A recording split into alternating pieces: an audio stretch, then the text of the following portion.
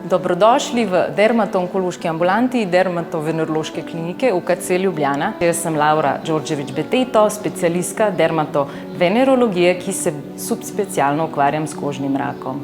Tukaj imamo eno slikico res jasnega melanoma, ob katerem lahko se pogovorimo o ABCDE kriterijih. A pomeni asimetrija, to pomeni, kot že ime pove, da ni simetrije, če bi znamenje na pol dali, ni enako na obeh stranih, ali tudi, to velja tudi za zgoraj spodaj, tako za mrežo kot za barvo. Potem druga črka je B, to je border, kar pomeni, da meja ni jasno omejena. Tukaj vidimo, da ni jasno, kje se znamenje konča in kje začne. Potem naslednja črka je C, color, to pomeni po slovensko barva, kar pomeni, da je prisotnih več barv. Tukaj vidimo rožnato, belo, črno, rjavo, več barv, ki je v bistvu bolje suspektno za melanom.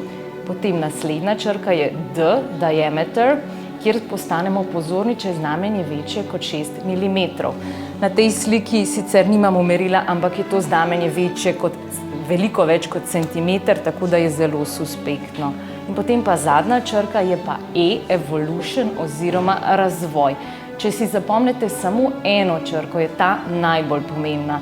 Tukaj bi res rada opozorila na torej, da ljudje spremljajo, če se znamenje spreminja, ker to je tisto, kar nas potem res lahko skrbi. Torej, opazujte svoja znamenja in če opazite kakšno spremembo, prosim, obiščite dermatologa.